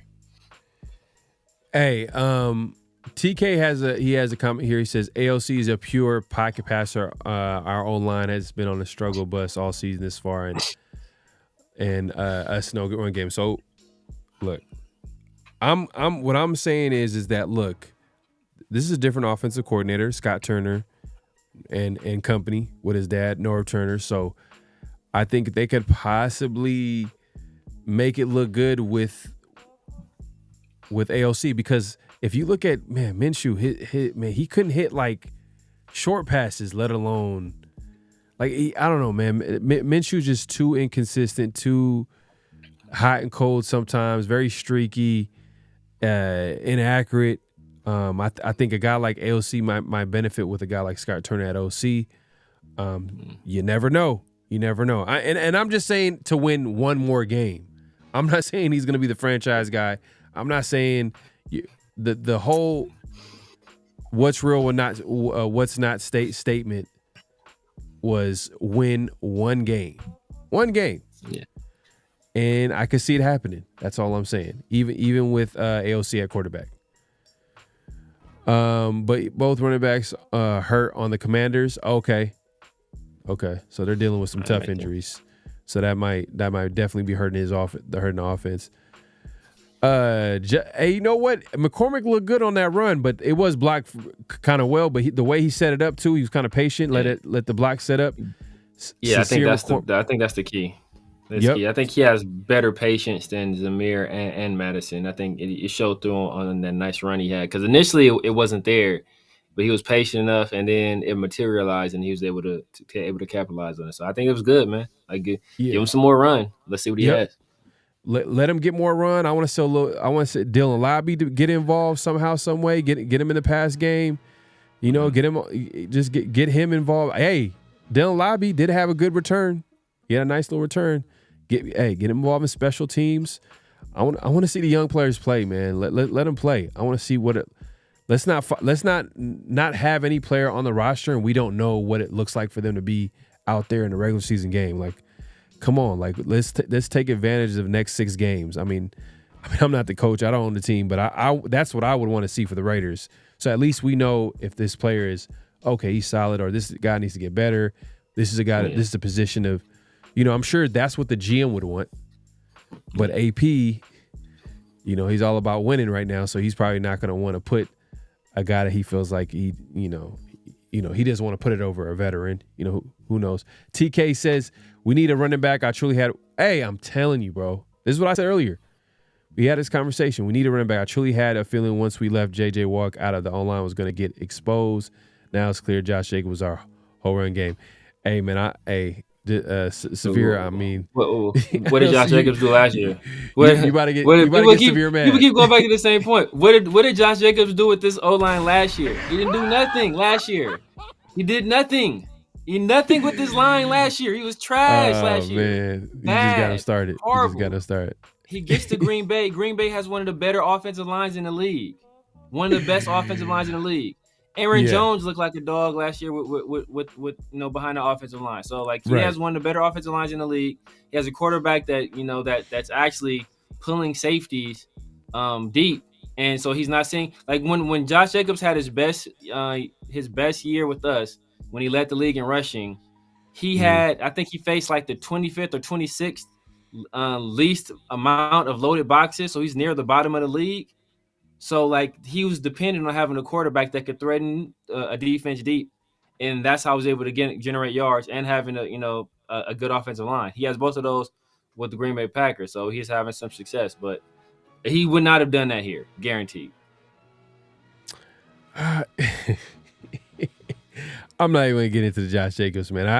I do think Josh Jacobs is better, way better than what we have. Like, it's not even close. Yeah. He's way better. But the problem is that, like, would you have paid him that contract? No. You know what I mean? Yeah, that's just a whole different conversation. I mean, would you have paid it? The Raiders obviously didn't. Green Bay did it. They had the means to do it as well as to go. They needed a running back. And they got their running back. He's playing well for the Green Bay Packers. It is what it is. I just felt like the Raiders didn't do enough to address the running back position. That's what I think. They just didn't do enough. They felt like Zamir White, they gambled. They thought Zamir White was going to be a serviceable running back, starting running back. He wasn't. It is what it is. I just that's where we at with that. But hey, man, this has been a great show. We appreciate everybody coming through. Make sure to clock in at this point, clock out, hit that like button, hit that subscribe button, hit that notification bell. Look, man, hey, you know what? It's that time of the year, man. It's Thanksgiving. I know everybody's gonna I know some people might have the day off. People do. They're gonna be with their families. Gonna be eating good food. Enjoy the holidays. There's a Black Friday game, so kick back, relax. If you guys have it off, go ahead and catch the game. The Raiders do play the Chiefs this week. Hopefully it's a good competitive game. The Raiders win, but I don't see it happening, if I'm being honest. In Kansas City, it's going to be a tough game on a short week. AOC, hey, look, I forgot I put a comment up there. And so AOC's trash. I'm not saying he's good. I'm just saying it might look different with Scott Turner, and they probably could squeak out a win. Not this week. But if you're talking about Jacksonville or one of these games, it's definitely possible. But yeah, I'm not saying OC is a good quarterback. I mean, look, it is what it is. The Raiders. You can argue the Raiders have the worst quarterback room, the worst running back room in the NFL. I mean, what else can he do out there? I mean, I think those are the two big ones that I just noticed right at the top. I can think of top of my head. this running back room is just like, man, like who would have thought Sincere McCormick is a guy that we're like, man, this guy probably the best running back on the team. Man, you never know when you find guys though. You never know you find guys. Yeah, you never no. know. Facts, 100%. I think Arian Foster. I think Arian Foster was like a UDFA. I want to say, or like a late round draft guy, sixth round pick, or like UDFA, the Tennessee. Man, you did you say Arian Foster? Yes. Oh, you taking it back to the Houston Texan days, man. Yes. Okay. Yeah, I mean, look. But see that's one of those things. I don't think teams go into the offseason and be like, you know what, we're gonna address our running back position with the undrafted free agent. They they find guys. Sometimes you find guys. Like sometimes it happens. Yeah. But do you want to do that though? Do you really want to do it? Let's say Sincere McCormick, he balls out the rest of the season. Let's say he has the next 5-6 games, he balls out. Should the Raiders do what they did last year? Because to a certain extent, Zamir White balled out. Yeah. And then they was like, you know what? He's going to be our starter next year. Not to a certain extent. He balled out. I mean, he led the league in rushing and yards per carry over those last games. So he balled out. But now, I mean, I think part of the problem was that size. Yeah, but part of the problem is that we changed the whole system. So it's like, what you did last year, you're not going to do that anymore. You're going to be doing this now. So that was part of the issue. So that's part of the issue right there. So like, if we're gonna keep the same system and Sincere balls out, then okay, cool, we can do that. But if we're gonna change the system again, then like draft somebody or acquire somebody that fits the system, or just get someone that's scheme versatile. But it's not like guys that are scheme versatile. I mean, I'll be honest with you, it's not like guys that are scheme versatile. I mean, there's some guys probably in the second round that you can grab that could probably run in any scheme that you throwing at them. I mean, I know I'm trying to shoot for a home run for a running back, and I'm sure, because I'm like, look, I'm keeping it real, because whoever we have at quarterback is going to go through growing pains. Look, we could keep going on this conversation. We'll continue with this Friday, man. We got Around the Shield. It possibly might be a live show. I don't think it's going to be a live show. We'll just make sure to hit the notification bell. You'll be notified. Just pay attention to our postings on social media and all over. I think we'll talk about it behind the scenes as far as if it's going to be a live show or a pre-record or whatever. But we'll have a show Around the Shield. We'll go over our game picks as we do. We do our weekly game picks, and then we'll continue this conversation, man. We could keep going with it, man. I'm just like, I know you're kind of scared that the Raiders are going to take a running back like in the first round or something like that. I'm not saying that. They do that, bro. I'm done. I'm done. I'm not watching. I'm not saying that. I'm not saying that. But hey, severe. I'm sure what's some XFL teams? It'll be severe XFL. Right. MA5 says sign an O-lineman free so we can draft a running back early. Yeah, we got the cap space. We got the cap space. Hey, look, and if they really was gangster, they could sign Nick Chubb. Sign Nick Chubb on a prove it like 1 year deal, cheap 1 year deal, and draft his replacement. But I'm just saying. He just gets hurt too much. That's the only problem with Nick Chubb. He gets hurt too much. Hurt too much, man. But I'm just saying that the contract will speak for itself. It's going to be. I'm assuming it's going to be super cheap, where it's going to be like low risk, high reward type move. Like I wouldn't be mad at it. Like if we can get something like that, I wouldn't hate it. Exactly. But yeah, man. Hey, Severe, man. Let the people know where they can find you, what to look forward to, all that good stuff. You guys know what it is, man. The Severe Raider on YouTube, IG, Snapchat, TikTok, X, basically everywhere at the Severe Raider. You guys know where to find me. Tuesday afternoon, my guy 805 and my guy Chris from Protect the Shield. You guys already watching me here on the 50/50 show. My guy PharoahNFL. Then every Friday we drop Around the Shield. My guy Pharaoh and my guy Big Mike as well. So you guys know where to find us. Just make sure that y'all hit that like button. If you guys are watching us right now on your phones, do me a favor. double tap your screen. It's that simple. Double tap your screen, easy peasy. And if y'all haven't done so already, man, Christmas is almost here. Check out the 50/50 shop, man. Check out the 50/50 shop. Get you something, man. Something for your lady, something for your kids, for your wife, for your girl, everybody. Something for yourself, man. Sometimes, you know, Right. hey, well, Dion said when you look good, you feel good. When you feel good, you Right. play good, man. So Right, you know, right. make sure you're out there looking good, man. Make sure you're representing, and make sure y'all hit those likes, you know, those thumbs up on the way out. Clock in and clock out. Yeah, man. Hey, man, it's really that simple, man. We 50/50 show every Tuesday evenings, nights, man. Make sure to tune in. Make sure to subscribe. We're going live on both our channels. So if you haven't subscribed to both channels, make sure you do that. Hit the like button, hit the subscribe button, hit that notification bell. Clock in, as we like to say on this channel, or clock out, man, at this point. And every Friday, man, this week we do it. We're gonna have a show around the Shield, man. We're gonna keep it going. Hopefully, Mike comes through. I think we'll check in with him. It's me, Mike, and it's Severe every Friday around the Shield.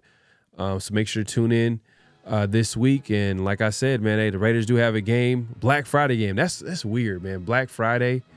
The NFL is just every year it's just getting weirder. Sports is getting weirder and weirder. There's more games. Yeah. Like for the young fan, they're not gonna really notice it. But for us, we've seen. We remember this. We remember the 16 game seasons. It's just Sunday, Monday. It was only Sunday and Monday. Right. And then they moved it to Thursday too. And now it's Thursday and Friday. It was no Christmas game. Now we got a Christmas game. It was like, what? It's crazy. No doubt, man. Hey, man, we appreciate everybody coming through, man. Any last thoughts, Severe, before we head out? Nah, man, make sure y'all, make sure if y'all haven't already, make sure y'all sub to both channels. Make sure you hit the likes on both channels. Check out Marcus over at Tape Don't Lie. Make sure y'all sub over there. Give them some thumbs up as well. And also 7 3/8, bro. Just remember that. Hey, man, I got you. Hey, each and every week, man. Each and every week, man. But we out of here, man. See y'all on Friday. Peace.